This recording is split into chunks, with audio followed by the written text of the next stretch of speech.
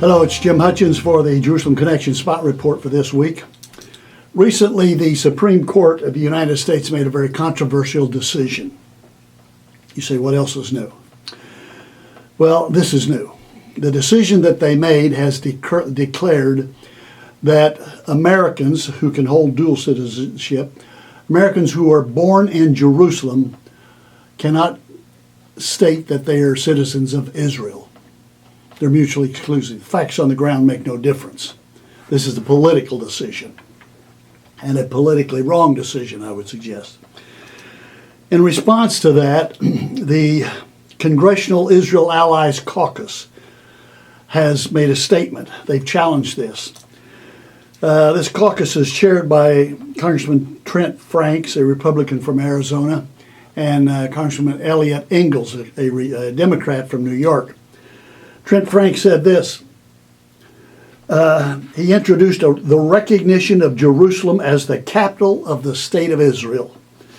And he said, because Obama refuses to reflect the unified American voice that Jerusalem is the capital of Israel, Congress has been placed in a very uncomfortable position of having to confirm to the world who our allies are.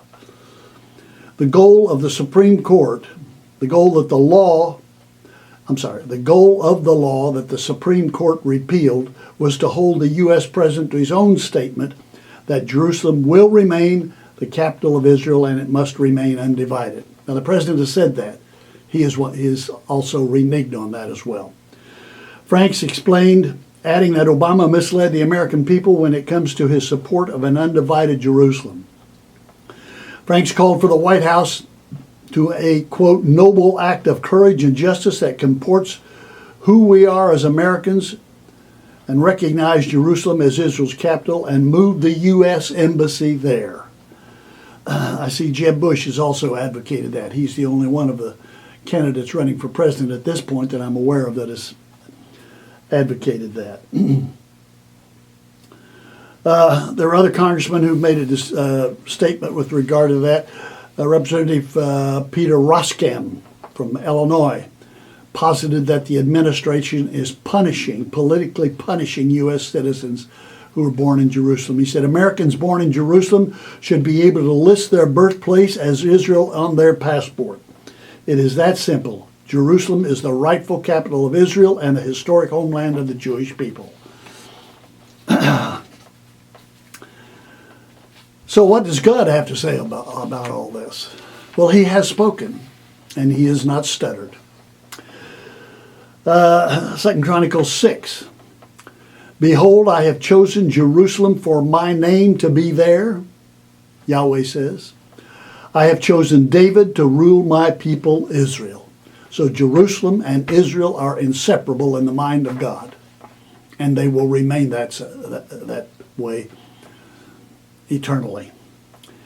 2 Chronicles 12:13, Jerusalem, the city Yahweh has chosen out of all the tribes of Israel in which to put his name. At that time they will call Jerusalem the throne of Yahweh, and all nations will gather in Jerusalem to honor the name of Yahweh.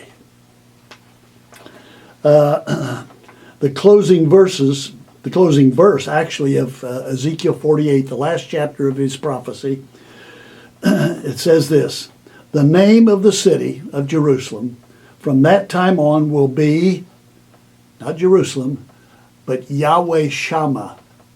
Yahweh is there. Yahweh is the God of the Judeo-Christian.